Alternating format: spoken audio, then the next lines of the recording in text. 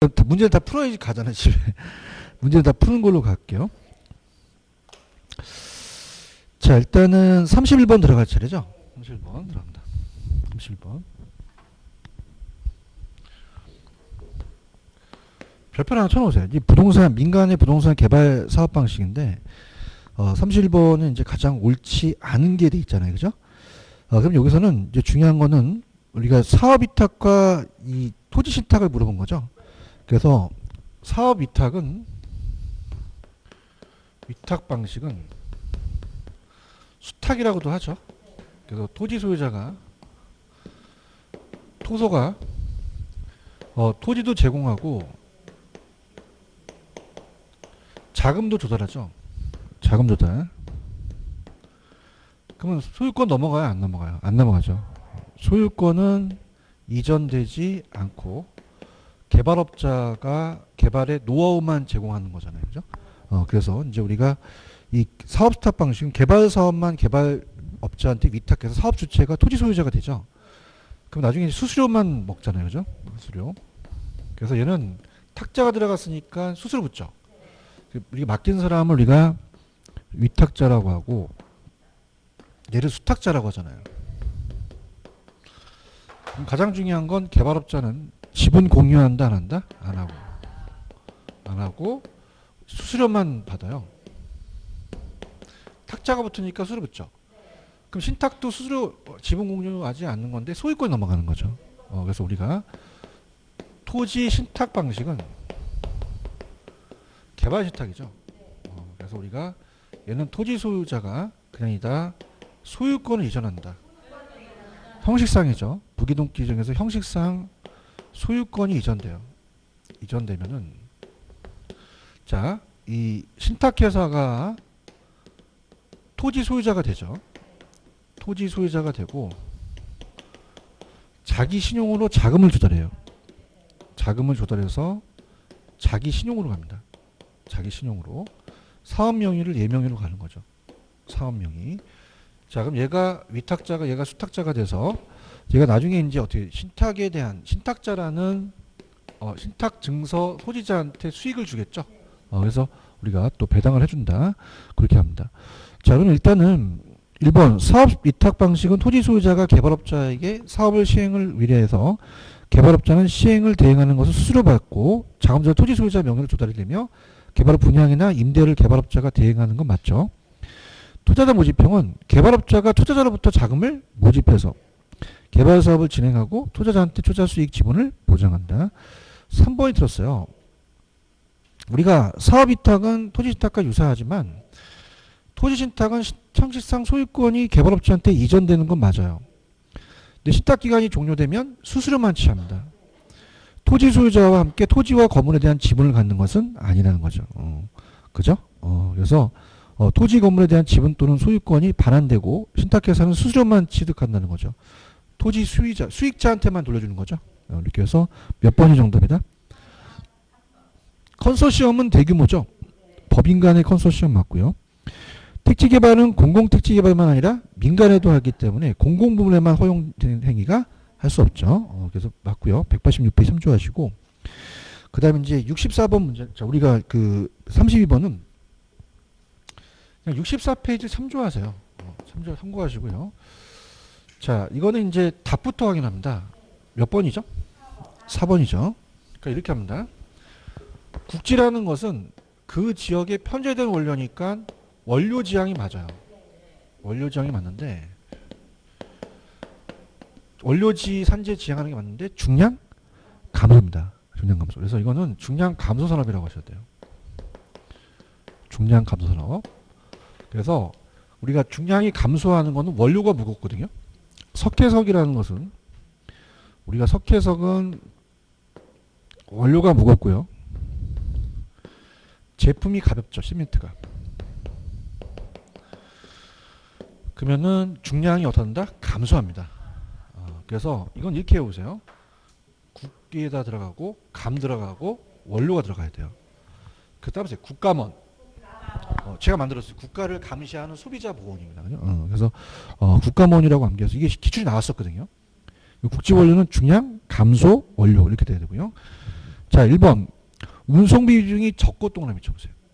그 다음에 기술 연관성이 높다. 이 두 가지가 나오면 직접 지향입니다. 계열화된 산업을 직접 모여 있어서 입지하는 게 비용 절감이 되고요.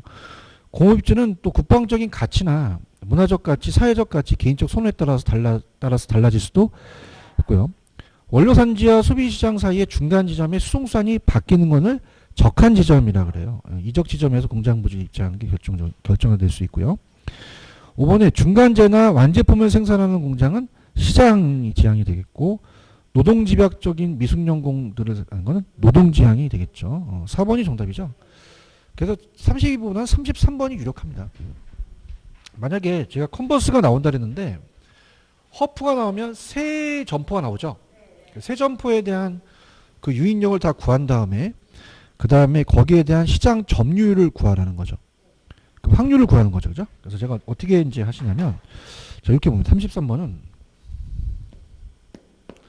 자, A, B, C에 대한 점포의 구매 확률을 봐요. 점포의 구매 확률을 봅니다. 확률. 자, 그러면 우리가 어떻게 할까? 먼저 유인력을 구해야겠죠? 유인력을. 그래서 유인력을 먼저 구합니다. 매장 면적에 비례하고 거리 마찰 계수의 반비례잖아요. 그러면 A는 매장 면적이 8,000이죠. 거리가요? 4의 마찰 계수가 2잖아요. 4, 46 하면 500이 됩니다. 500이 유인력이 되고요. 500이 되고 그 다음에 B는 900이 매장 면적이고 거리가 3의 제곱이 9죠. 끌어당기는 게 100이 되겠죠. 그 다음에 C는 7200 거리가 6의 제곱은 그러면 200이 되죠. 자, 그럼 다 합쳐버리면 800이 돼요. 800. 그러면 이거는 800에서 500이죠. 그러니까 62.5%. 자, 이거는 800분의 100이니까 이건 12.5%. 그 다음에 요거는 800에서 200이니까 25%가 되겠죠. 이렇게 해서 5번이 정답이죠. 됐죠? 됐고요. 자, 그 다음에 34번 갑니다. 이제 감정평가죠. 감정평가. 파트 이제 천천히 갈게요. 34번에다가 별표 쳐보세요. 우리가 감칙이라고 하죠. 감정평가에 관한 규칙은 굉장히 중요합니다. 그래서 이제 우리가 이건 이제 238페이지 참조를 하시는데, 자, 가볼게요. 감정평가에 관한 규칙에 관한 규정되고 있는 내용이 가장 타당한 것은, 자, 1번은 뭐가 틀렸냐면, 감정평가에 관한 규칙에서는 기준점이 미리 정해질 때는 가격조사가 가능한 경우에는 그 일자를 기준적으로 정할 수도 있습니다. 그럼 소급하여 평가할 수 있다라고 하셔도 돼요. 2번이 맞죠? 기준 시점은 가격조사를 완료한 날짜고 감정평가서의 필수 기재사항이 맞습니다. 자, 3번은 원래 실질조사를 해야 되는 게 원칙이에요. 근데 신뢰할 수 있는 자료가 있는 경우는 평가 대상 물건에 대한 실질조사를 생략할 수 있다. 4번은 시장 가치를 기준합니다. 투자 가치를 기준하는 게 아닙니다. 대상 물건에 대한 감정평가액은 원칙적으로 시장 가치를 기준하고요. 그 다음에 건물은 원가법이 되겠죠. 그렇죠? 35번에다가 별표 쳐보세요. 이게 이제 우리가 지역 분석, 개별 분석도 거의 출제가 돼요. 100% 나옵니다. 어느 분석이 먼저 선행이 되죠? 그 다음에 개별 분석을 해야겠죠? 그래서 우리가 천천히 갈게요. 강남역 사거리에 3번 출구에 있는 대상부동산을 평가합니다. 대상부동산. 평가사는 대상부동산 봐야 돼요? 지역 분석을 먼저 해야 돼요. 지역 분석. 지역 분석은 100m에 되는 보통 상업용으로 이용되고 있고 나는 표준적 이용을 봅니다. 표준적 이용 또 사용이죠. 자, 이거를 판정해요. 가격이에요? 가격 수준이에요? 수준. 그럼 편법은 표준 나오니까 수준이죠. 이렇게 되고 그 다음에 개별 분석을 합니다. 자, 개별 분석은 무슨 이용? 최유효 이용의 사용이나 판정도 맞죠. 가격 수준이 아니라 구체적인 가격이죠. 구체적 가격. 자, 그럼 얘가 선행하죠. 얘가 후행합니다. 그래서 선지표, 후계체. 얘가 전체적이고 광역적이고 얘가 미시적이고 어때요? 거시적이고 미시적이죠? 부분적이죠. 개별적이다. 자, 그러면은 적합과 균형의 원칙이 중요해요. 그래서 우리가 이건 지읒 들어가니까 적합. 이거는 균형. 자, 적합이라는 건 외부적인 거죠. 그래서 시장 안의 주택이 안 맞아요. 그럼 시장 안의 주택이라는 건 외부 환경과가 안 맞는 거죠. 그러면 치유할 수가 없으니까 경제적 감가. 자, 이거는 균형이잖아요. 그 균형의 원칙에 어긋난다는 거는 외부가 아니라 내부. 그래서 이거는 만약에 20층짜리 빌딩에 지하 주차장이 없다. 무슨 적 감가? 기능적 감가. 자, 이거는 내부 구성 요소가 안 맞죠. 구성 요소가 안 맞기 때문에 우리가 개별 분석을 기준합니다. 자, 그럼 우리가 편법으로 간다. 자, 갑니다. 지읒 나니까 무슨 원칙? 무슨 적 감가? 기능적 감가. 자, 개별 분석 기억 들어가니까 균형의 원칙, 기능적 감가 되겠죠. 그래서 자, 지금 35분의 지역 분석, 개별 분석은 옳은 거. 1번 바뀌었죠. 자, 우리가 개별 분석이 채용 여부를 판정하고 지역 분석이 표준적 이용을 판정하고 자, 2번은 이거예요. 가격성을 먼저 유사지역부터 봐야 돼요. 인근지역부터 봐야 돼요. 인근지역을 봐야 되는 거죠. 그러니까 가격 분석은 먼저 지역 분석을 통해서 인근지역의 가격수를 먼저 파악합니다. 그 가격 수준에서 개별 부동산의 가격을 판단하는 거죠. 유사지역을 먼저 파악할 필요는 없는 거죠. 그런가요? 그러면 유사지역이 아니라 인근지역. 지역 분석은 지읒 들어가니까 적합. 개별은 기억 들어가니까 균형. 지역 분석은 경제적 감가. 개별은 기능적 감가. 5번은 맞죠? 개별 부동산의 채용을 판정했잖아요. 그건 인근지역의 지역적 특성이 제약하에서 있으므로 인근지역의 표준적 이용과의 상관관계를 명백히 한 거죠. 자, 부동산 가격 원칙에 대한 바르게 짝지어진 거는 제가 연결시켜 볼게요. 이게 어렵죠, 그죠? 그래서 실질적으로 뭐 시험 문제는 이렇게 나오진 않지만 굉장히 난이도 높아요. 기여의 원칙 있죠? 이건 추가 투자의 적정성 판단입니다. 기여의 원칙은. 기여의 원칙은 어디랑 연결시키셔야 돼요? F죠, F. 추가 투자를 할지 안 할지. 그 다음에 니은은 두 가지예요. 적합은 지역 분석도 들어가고 경제적 감가도 들어가죠. 자, 디귿은 토지 잔여법 나오죠? 그러니까 수익 배분의 원칙이 나오면 무조건 잔여라는 게 들어가요. 그러면 토지 잔여법이 2에 있죠. 그런가요? 균형의 원칙은 맞는 게 없습니다. 없고요. 변동은 시점 들어갑니다. 변동. 그럼 변동의 원칙은 시점 들어간 게 A가 되겠죠. 자, 대체 원칙은 3방식 다 적용돼요. 그럼 대체 원칙은 3방식 적용되니까 B가 되겠죠. 그러면 정답은 3번밖에 없죠. 이해하셨습니까? 이렇게 해가지고 자, 37번은 넘겨볼게요. 우리가 134로 가보세요. 134.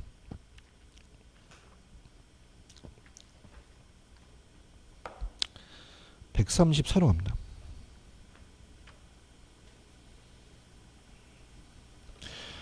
아니다. 134가 234죠.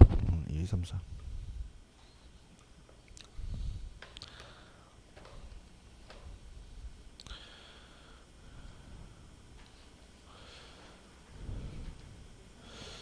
C조12라는 게 있죠. 그래서 C조12, 조씨가 12명 있는데 일단은 천천히 한번 가볼게요. 37번입니다. 환원이율을 구하는 거잖아요. 환원이율을. 그래서 이제 환원이율에 대한 그 구하는 방법인데 1번은 틀렸죠? 1번 찾았습니까? 1번은 분해법이 아니에요. 분해법은 우리가 감가 수용하는 방법입니다. 그럼 여기는 책에 보시면은 자, 따라해보세요. 조성법 이라는 단어가 있나? 1번은 조성법을 얘기를 해요. 찾았습니까? 그래서 1번에 조성법이라고 하세요. 조성법은 요소 구성법이에요. 자, 그러면 이제 책에 보시면은 오른쪽에 환원이율은 어떻게 구합니까? 환원이율을 구할 때 순수이율이 은행이자죠. 여기다 플러스 마이너스 위험률을 가정해요. 가산. 자, 그럼 따라서 구성 요소. 지금 234페이지에 조성법 보고 계십니까? 그럼 대상부동산의 여러 가지 위험을 구성 요소로 분해했죠. 개별적인 위험에 따라 위험 할증률을 더해가는 주관이 개입되는 것은 요거는 요소 구성법이 되겠죠. 조성법이 됩니다. 분해법이 아니죠.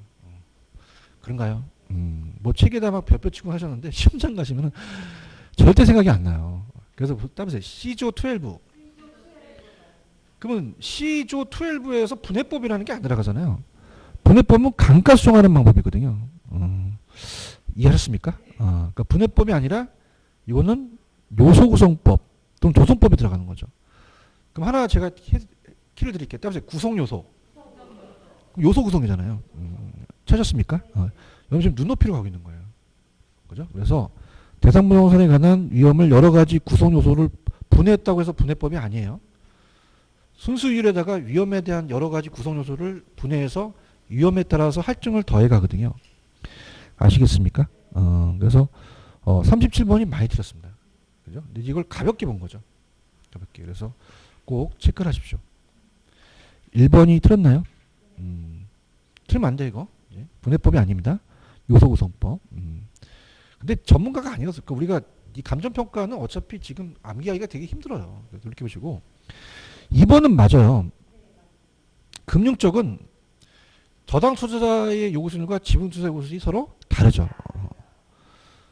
은행은 이자 수익 먹고 지분 수익 먹는 거죠. 물리적 투자가로부터 소득을 창출하는 부동산의 능력이 토지와 건물이 서로 다르다고 그랬죠.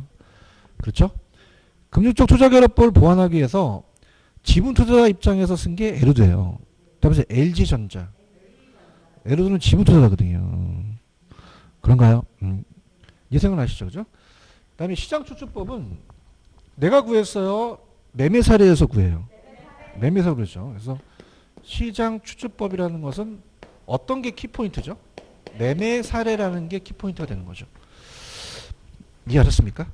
그래서 시장 추출법은 동일수권의 대상부동산과 유사한 최근의 매매 사례로부터 자본환원율을 추정하는 거예요. 그래서 자, 여러분이 다음에 C조 12 이건 환원이율을 산정하는 거고요. 그 다음에 거기다 접어놓으세요. 접어놓으시고 그 다음에 페이지로 가시면은 224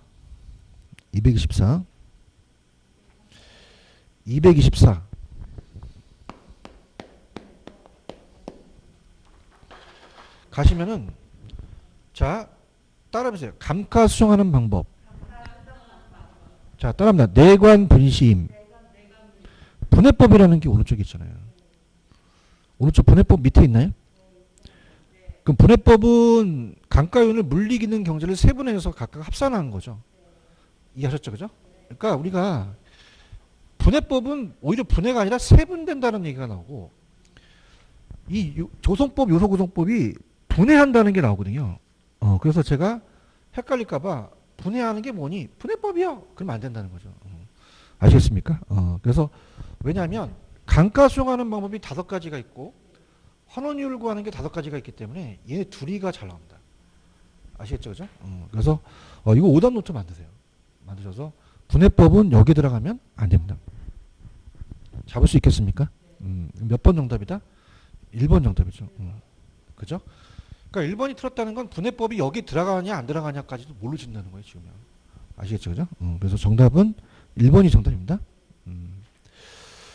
그 다음 이제 38번이 이제 감가 수정하는 방법이에요. 그대로 이제 채널 고정해 놓고 아까 몇 페이지였어요? 224페이지. 4죠. 찾았습니까? 그래서 요건 이렇게 한번 볼게요. 내용 연수가 3가지가 있죠. 유래기라고 암기했었잖아요. 유래기. 자, 그래서 우리가 감가 수정하는 방법입니다. 감가 수정하는 방법이 정률 정액 상한기법이라는 게 있어요. 자, 그래서 우리가 내용 연수를 기준으로 합니다. 자, 그래서 정률법 또 무슨 법? 정액법. 또 상한기법.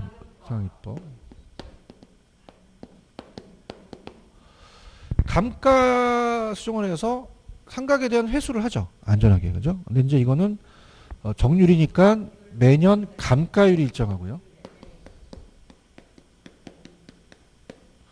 이건 매년 감가액이 일정하고요. 자, 이것도 액은 일정하는 건 같아요. 적게 일정하다는 거죠. 이자를 고려하니까. 자, 얘는 그냥입니까? 이자를 고려합니까? 자, 얘네들은 이자 고려하지 않는다는 거죠. 그래서 일단 얘부터 본다면, 자, 만약에 1억이라는 감가 총액이 있으면 만약에 10년 동안 1,000만 원씩 감가를 해요. 그러면 1,000만 원씩 감가를 해서 나중에 1억을 타먹는 거는 이자 고려하지 않는다는 거죠. 그죠? 그죠? 근데 얘는 950만 원씩 일정하게 감가를 해요. 근데 950만 원씩 감가를 하는데 그냥입니까? 이자를 받습니까? 그러니까 10년에 9,500만 원인데 500만 원의 이자를 타먹어요. 그래서 감책임 계수라는 걸 쓰자는 거예요. 그럼 얘가 이자 고려하면 얘라는 거죠. 그죠? 그러면 얘도 감가액은 일정합니다. 근데 감가액의 크기는 얘가 더 큰 게 된 거죠. 맞습니까? 그러면 정률이 그냥입니까? 초기에 감가가 셉니까? 기계 같은 거 사용하잖아요. 그래서 만약에 연 20%씩이다 한다면 1억에서 처음에는 감가를 안 해요. 그러면서 1억에서 1년 지나니까 0.2니까 2천만 원이죠. 2천만 원. 자, 그 다음에 2천만 원에다가 자, 우리가 1억에서 2천을 빼요. 그럼 얼마가 남죠? 8천. 그럼 8천에다가 20%죠. 그러면 1,600만 원이 되잖아요. 자, 그럼 얘는 감가율이 일정하고 감가액은 체감하죠. 그럼 초기에 감가액이 많다는 얘기예요. 그런가요? 그럼 초기에 그냥입니까? 정률이 제일 많습니까? 그 다음에 정액 상한기법이라는 거죠. 그런가요? 그럼 1번 정률법은 초기 감가액이 가장 크죠. 시간이 갈수록 상가액이 체감합니다. 상가액이 감가액까지 동일로 해요. 그런가요? 자, 우리가 제 조달 원가에다가 감가 누계액을 빼면 적산가액이라는 게 나오죠. 자, 그럼 여기서 얘기하는 건 뭐냐면, 자, 상하기법은 매년 감가액은 그냥입니까? 일정합니까? 근데 1,000원보다는 적게 950이 적잖아요. 그러면 적게 뛴다는 건 나중에 남아있는 이 적산이 복선 가격이거든요. 복선 가격은 더 많아지겠죠. 반대로. 그런가요? 그 다음에 정률법은 복선 가격이라는 건 제도원가에다가 1-감가율을 경관요소라는 단어가 있나요? 자, 그럼 어떻게 되냐. 이 제도원가가 1억이면은 곱하기 1-감가율이에요. 경관요소라는 거죠. 자, 그럼 보세요. 자, 20%니까 0.2니까 장가율의 0.8에다가 1년이면 1승이잖아요. 맞습니까? 그러면은 1억에다가 0.8이니까 8천이죠. 그럼 0.8을 이제 8천에다가 해야 되지 1억에다가 하면 안 돼요. 그죠? 그럼 어떻게 돼요? 2년이면 2승이 되는 거죠. 이렇게 하는 거죠. 이해 갔나요? 됐고요. 자, 상한기금법과 정액법은 그냥입니까? 매년 감가액이 일정합니까? 일정하죠. 그렇죠? 그 다음 보세요. 자, 정액법은요. 감가액이 1,000만 원씩이죠. 그럼 1년이면 1,000, 2년이면 2,000이 되는 거죠. 그럼 감가액이 정비례해서 증가를 해버려요. 그런가요? 근데 정률법은요. 처음에는 2,000이죠. 근데 2년째 되면은 1,800이 되잖아요. 1,600. 그래요? 그럼 감가액이 정비례해서 증가합니까? 정비례해서 증가하는 건 아닙니까? 아닌 거죠. 정비례라는 게 아니잖아요. 많이도 있습니다. 대답해 주세요. 왜? 감가액이 일정하는 정액법이 1,000, 2,000, 3,000씩 일정액씩 정비례해서 증가하는 것이지 정률법은 2,000, 1,600, 3,600이니까 정비례해서 증가하는 건 아닙니다. 증가는 해요. 누계액이니까. 난이도 있죠. 이해하셨습니까? 몇 번이 들었어요? 그건 정액법이라고 해야 되죠. 그러니까 이 문제가 제가 해놨지만 내용 연수를 가장 비교할 수 있는 문제입니다. 그죠? 잘했어요. 자랑하는 건 아니라 정류 상한을 한꺼번에 다 보자는 거죠. 아시겠죠, 그죠? 그다음에 39번 사시지계면이죠. 사례 올라가요, 대상이 올라가요. 대상. 그래서 이것도 많이 틀렸기 때문에 천천히 한번 가볼게요. 아직 공부가 안 되신 분들은 자, 항상 거래사례 비교법은 자, 가볼게요. 지금 여기서 거래사례 비교법이라고 있죠? 그 기준 시점의 대상 부동산의 가격이에요. 그럼 대상 부동산의 가격은 일단 사례 가격부터 찾으셔요. 사례 가격이 얼마입니까? 자, 그래서 따라해보세요. 사시지계면. 자, 그래서 이 사시지계면을 계산해야겠죠? 자, 그래서 사정보정, 시점수정, 지용요인, 개별요인, 면적입니다. 그죠? 그 다음에 항상 사례가 올라갑니까? 대상이 올라갑니까? 이 상자가 윗상자죠.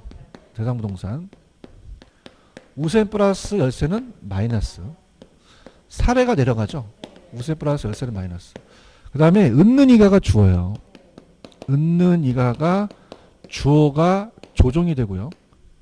뭐뭐 보다가 100이라는 거죠. 자, 한번 들어볼게요.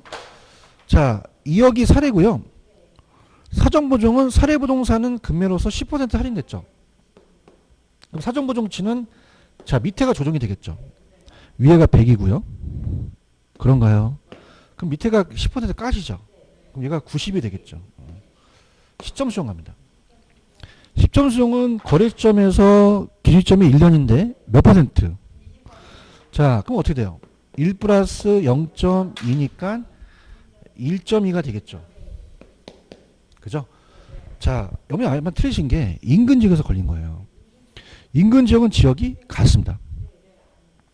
그러면 지역 요인 비교치는 할 필요가 없다는 거죠. 그죠? 자, 이게 왜 그러냐면은 자, 인근 지역은 100이고 유사 지역은 110이죠. 그럼 인근 지역은 지역이 같기 때문에 할 필요가 없다는 거죠. 이게 헷갈리시면 자, 인근 지역이 있어요. 강남역입니다. 그럼 인근 지역은 대상과 사례가 있으면은 자, 여기가 100이고 유사 지역이 110이면 만약에 사례를 가져오게 되면 비교를 해야 돼요. 근데 이게 무슨 지역이에요? 그럼 얘도 100, 얘도 100이라는 거죠. 100분의 100은 의미가 없다는 거죠. 아시겠습니까? 그러니까 구하지 못한다는 건 아니에요. 100분의 100은 1이기 때문에 구하긴 합니다. 하는데 할 필요는 없다는 거죠. 일은 생략할 수 있다는 거잖아요. 아시겠습니까? 만약에 유사 지역이 갖고 오면은 110이니까 해야 되잖아요. 그렇죠. 그 다음에 자, 개별 요인입니다. 면적은 없고요. 항상 대상이 올라가고 자, 어떻게 돼요? 사례가 내려가죠. 근데 주어가 누구죠? 대상이 조정이 돼요. 사례보다가 100이죠. 그럼 대상이 사례보다 10% 우세, 열세하죠. 90이죠. 자, 그럼 이렇게 합니다. 만약에 시험 문제가 우리가 감정평가 시험 문제는 주관식도 있어요. 그렇기 때문에 딱 안 떨어져요. 근데 우리는 주관식이 아니라 객관식이기 때문에 얘네들이 감정평가 시험 문제는 10원 단위까지 나옵니다. 그죠? 이론 단위까지. 근데 이건 이론 단위까지 넣잖아요. 굉장히 헷갈려요. 그럼 아예 4천만 원, 만 원, 4천만 원까지 나오는 거죠. 그럼 얘네들이 약분을 시킵니다. 그럼 어딘가 투자가 똑같은 게 있다는 얘기죠. 자, 그냥입니까? 요게 약분됩니까? 요것도요. 약분되죠. 그죠? 그러면 1.2만 곱하라는 거잖아요. 아시겠죠? 그죠? 그래서 그렇게 나올 수밖에 없어요. 그래서 2억 4천만 원이 됩니다. 이해하셨습니까? 이렇게 해서 봅니다. 그래서 보통은 이렇게 나올 수밖에 없는 게 주관식이면은 얘네들이 지 마음대로 돼요. 근데 객관식이다 보니까 그걸 맞춰준 겁니다. 100분의 90과 90분의 100을 맞춰준 거죠. 그러니까 그렇게 한번 생각해 해보셔야 돼요. 아시겠죠? 그죠? 정답은 2번인데 중요한 건 지금까지 계속 나오는 게 인근 지역이라는 게 나와요. 그러면 지역 요인을 비교할 필요가 없다라는 게 나오거든요. 왜냐하면 얘네들도 다 하기 좀 귀찮잖아요. 그 다음에 인근 지역에서는 지역 요인이 생략된다는 것을 강조하기 때문에 계속적으로 인근 지역이라는 걸 냅니다. 그래서 지역 요인은 비교할 필요가 없다라는 자체가 계속적으로 시험에 나오고 있어요. 그죠? 그 취지를 아셔야 됩니다. 그죠? 그러니까 인근 지역이 아니라 유사 지역이면 계산을 해야 되죠. 계산을 하는 게 더 어려운 게 아니라 인근 지역이라는 게 더 어려운 거죠. 왜? 생략해야 되니까 괜히 들이대지 말라는 얘기죠. 아시겠습니까? 그럼 정답은 몇 번? 2번이 정답이 되는 거죠. 그런가요? 마지막 문제는 별표 취지하죠. 아, 중요합니다. 공시지가는 100%입니다. 100%. 그래서 우리가 두 문제가량 출제된 적도 있었어요. 두 문제가량. 그래서 40번 문제는 자, 가장 스탠다드를 냈죠. 241페이지인데 자, 1번을 왜 틀었을까요? 자, 개별주택 가격 상승, 가별주택에 대한 산정은 4월 30일입니다. 4월 말이죠. 1월 31일은 표준주택 가격이에요. 그죠? 그래서 특히 여러분들이 헷갈리시는 게, 자, 제 친구가 술만 먹으면 개가 되죠. 주사가 토죠, 토. 다음에 주사 토. 그러면 개별 공시 지가는, 자, 다음에 토지는 5월. 그럼 개별 공시가는 5월 30일이 돼요. 5월 말, 우리 30일이 되고요. 근데 다음에 주택은 4월. 그러면 주택은 4월이라는 자체는 개별 주택에 대해서는 언제죠? 4월 말이 되는 거죠. 30일이 되는 거죠. 할 수 있겠습니까? 그럼 개별 주택 가격은 언제다? 4월 30일이 되겠죠. 4월 말일이 되겠죠. 그 다음에 2번. 표준지는 땅이잖아요. 그러면 건물 면적, 구조, 사용 승인, 건물에 대한 사항이 안 들어갑니다. 이건 표준주택 가격이죠. 그래서 이거는, 자, 이거는 4월 30일 날이라고 하셔야 되고, 자, 이건 어느 주택에 대한 거죠? 표준주택. 표준주택 가격 공시죠. 가격 공시계. 공시에 대한 개념이지, 이건 편지 공시가 아니죠. 그런가요? 그 다음에, 자, 들어볼게요. 주택이라는 것은 단독주택과 공동주택을 합니다. 그래서 이것도 잘 나오는데, 주택은 단독주택과 공동주택이에요. 아파트는? 그럼 표준과 개별을 나눌 필요가 없죠. 그래서 한국감정원에 전수조사를 해버립니다. 근데 중요한 거는 단독은 표준주택과 개별주택을 나누고 얘는 나누지 않아요. 그러니까 표준주택도 옛날에 감정평가에서 했는데 한국감정원 넘어갑니다. 표준주택도 한국감정원에서 한다고 하셔야 돼요. 그렇죠? 근데 가장 시험에 잘 나오는 건 표준은 공동에서 나옵니까? 단독에서 나옵니까? 그죠? 그러면 구분하는 건 단독이지 공동은 구분하지 않는다는 거죠. 그래서 공동은 표준주택과 개별주택을 구분하지 않기 때문에 이거는 단독주택 가격이라고 하셔야 돼요. 그런가요? 그래서 공동주택은 표준주택과 개별주택을 구분하여 공시하지 않습니다. 그냥 한국감정원에서 전수조사하기 때문에 이거는 공동주택 가격이 아니라 단독주택 가격이라고 하셔야 되죠. 4번이 맞나요? 표준지로 선정된 토지에 대해서 그 당의 표준지 공시가를 개별 공시가를 보는 거죠. 그러니까 이렇게 암기하세요. 그냥입니까? 표준지를 구했습니까? 또 구할 필요가 없다라는 얘기입니다. 그걸 개별 공시가로 하자는 거죠. 이 시청 다 될 수 있죠. 그럼 개별 공시가에 대한 이 시청을 할 수 있지만 표준 공시가에 대한 이 시청 할 수도 있다라고 하셔야 되죠. 아시겠죠? 그죠? 이렇게 보시기 바랍니다. 그래서 오늘 문제를 좀 제가 찍어 드릴게요. 찍어서 이거는 올해 나온다라는 거를 좀 해서 마무리하도록 하겠습니다.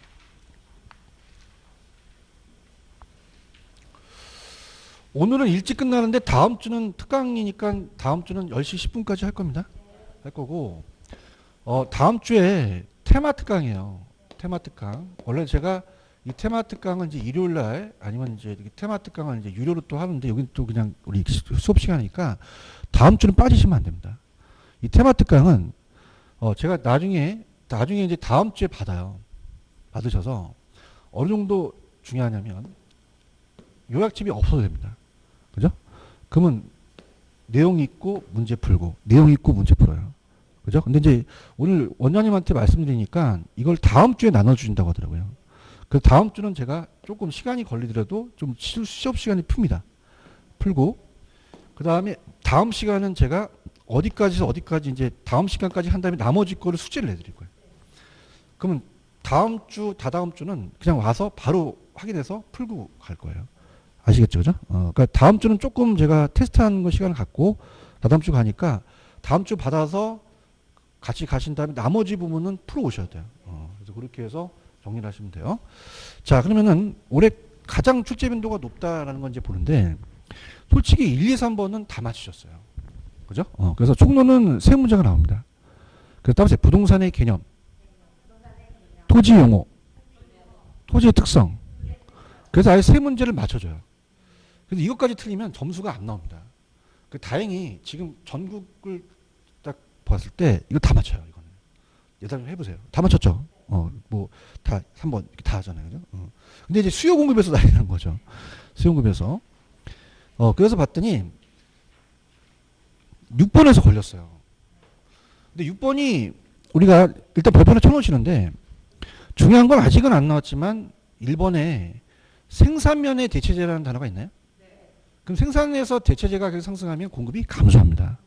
그게 아직 안 나왔어요. 그러니까 이걸 좀 주의 깊게 보시라는 거지. 그게 이제 시험에 딱 적중된다는 것보다도 좀 안 했던 걸 해야 되잖아요.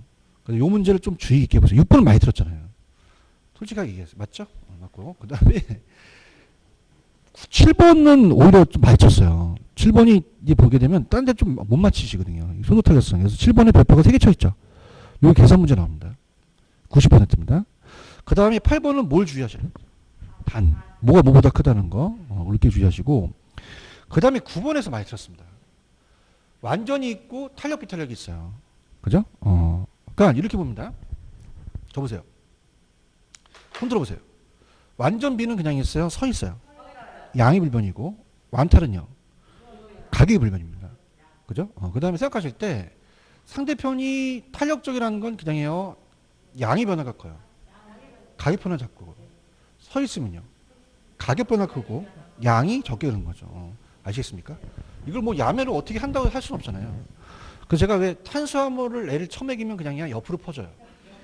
탄력적은 양의 변화 크는 것이고 비타민을 처먹이면 가격이 크는 거죠. 연습하셔야 돼요. 아시겠죠? 그죠? 그래서 그거 체크하시고 그 다음에 쭉 가시다 보면 13번이죠. 13번 찾았습니까? 야, 올해 최고 가격제 나옵니다. 최고 가격제는 직접적 개입입니다. 이거 안 내면 공인중개사 출제원이 아주 나쁜 놈이에요. 왜? 공부를 안 해요, 얘가. 최고 가격제기 9월 13일 날 감정표가 나왔다는 건 내야 됩니다. 그럼 최고 가격제는 직접적 개입이 들어갑니다. 제가 봤을 때는 최고 가격제를 안 내고 분양가 규제라고 낼 수도 있어요. 왜냐? 지금 이슈화 됐거든요. 대답 해보세요. 분양가 규제는 간접이 아니라 직접 개입입니다. 그렇죠? 근데 정부가 보유세를 때려요? 양도세를 중과시켜요? 간접이겠죠. 아시겠습니까? 이 두 가지를 노릴 거예요. 이해 갔나요? 노려드리고 그 다음에 15번에 아까 장기 전세주택 전세계약은 2년, 20년, 20년 그거 좀 보시고 17번이 나올 것 같아요. 선분양이 후분양 또 나왔어요. 그러니까 이게 공인중개사 2번, 감정평가 1번 나왔거든요. 그렇기 때문에 선분양, 후분양이 올해도 뜹니다. 그러니까 이슈화 되는 거예요. 자세히 들어보세요. 얘네들 이슈화 되는 게 작년에 낸 게 여러분들이 저를 들어보세요. 일단은 뭘 냈냐면 재건축 초과이익 환수제라는 얘기 들어보셨나요? 이걸 냈어요. 재건축 환수에 관한 법률에서 여기가 있고요. 그 다음에 또 뭐가 냈냐면 여러분 지금 다주택자들의 지금 요번에 와서 710 정책에 뭘 썼냐면 법인을 막습니다. 법이 막아요. 그 다음에 신탁에 대한 게 대출 많이 넣어줬어요. 이걸 따보세요. 담보신탁. 아까 신탁증서금융이잖아요. 그러니까 작년에 신탁증서금융이 나왔어요. 담보신탁. 그럼 담보신탁은 돈을 금융에서 땡기려고 하는 것이지 개발신탁하고는 다르거든요. 그러니까 굉장히 이슈화 되는 것만 돼요. 그죠? 그 다음에 선분양, 후분양이라는 자체도 이슈화 됩니다. 지금. 그래서 요거 17번도 제가 찍어요. 별표가 안 쳐져 있죠. 꼭 체크하시고요. 그 다음에 18번은 그럽니까? 원래 시험에 나왔었습니까? 나왔는데 부채 비율 대부 비율을 착각해서 냈어요. 그렇기 때문에 이 자식들이 이 문제를 만들어서 낼 가능성이 크다는 얘기죠. 18번. 그 다음 19번은 많이 들었습니다. 오답 노트 만드세요. MBS 꼭 만드세요. 만드시고 그 다음에 21번도 많이 들었어요. 21번의 정답은 5번이 정답이죠. 그 다음에 23번을 제가 찍었죠. 23번이 감정평가 시험 문제거든요. 물론 공인중개사를 돌려낸 거지만 그래도 나올 수가 있다는 거죠. 나올 수가 있고요. 그 다음에 24, 25는 뭐 거의 매번 나오는 거니까 보시고 그 다음에 여기 26번이요. 지분이 아닌 거는 저당, 채, 담보 아닌 거. 특히 전신주에 매달리는 좀 보셔야 되고요. 그래서 26번 별표. 그 다음에 제가 28번은 별표는 안 쳤지만 28번을 별표 치십시오. 리츠는 무조건 뜹니다. 리츠. 이거 뜨고. 그 다음에 지금 제가 했는데 마케팅을 많이 틀었어요. 30번. 그래서 마케팅을 계속적으로 나오는 것만 계속 보시면 안 됩니다. 이것도 좀 보라는 것 의미에서 봤고요. 그 다음에 31번도 택지 개발에 대한 것도 자주 출제가 돼요. 특히 사업 스탁과 토지 스탁을 또 구분해서 낼 수가 있고요. 그 다음에 33번은 허프죠. 요것도 3개인데 다 맞히셨어요. 그죠? 그래서 요거는 조금 남기 됐고요. 그 다음에 이제부터 별표 칩니다. 34. 다음에 감정평가에 관한 규칙. 요거는 거의 시험 문제 100% 나옵니다. 그 다음에 따라보세요. 지역 분석, 개별 분석. 요것도 별표 3개예요. 그 다음에 36번. 따라보세요. 가격 재원칙. 요거. 그래서 3, 4, 3, 5, 3, 6이 거의 나옵니다. 여기에 점수를 따세요. 솔직히 37번은 여름만 많이 틀려하는 게 아닙니다. 37번은 그냥 감수하셔야 됩니다. 37번은 어떻게 내가 완전히 이제 분해법이라는 걸, 그러니까 지금 이제 이 모의고사를 보는 게 테스트예요. 그러니까 오답 노트 만드셔서 지금 틀렸다. 그럼 다시 한번 요건 체크하는 거죠. 확인하는 거지. 37번이 막 어렵게 뜰 수도 있거든요. 그죠? 특히 이제 또 아까 유래기라는 게 있었잖아요. 그래서 정률, 정액, 상하기법을 정확하게 비교하세요. 그죠? 그래서 요거를 38번을 낸 이유는 내용 연수를 공부하라는 겁니다. 그죠? 39번은 뭐가 핵심 포인트냐면 인근 지역이에요. 그럼 지역면을 생략해야 된다는 거 꼭 가져가시고요. 40번 중요하죠? 40번은 다 중요하니까 다시 체크하시기 바랍니다. 아시겠습니까? 그 약속된 시간에 50분에 마치도록 하겠습니다. 그죠? 아주 EBS 강의하기 때문에 정확해요. 그죠? 그래서 그렇게 하고 다음 주는 똑같아요. 강의가 6시 40분서부터 10시 10분까지입니다. 다음 주는 이제 테마트 강의니까 요약집은 좀 갖고 오세요. 오는데 보통 요약집을 안 쓸 거예요. 테마트 강의이기 때문에 가져가시고 계산기는 좀 갖고 오십시오. 또 계산기 쓰는 방법을 가르쳐드리고 그렇게 해서 다음 주에 뵙도록 하겠습니다. 여기까지 하겠습니다. 수고하셨습니다. 감사합니다. 네.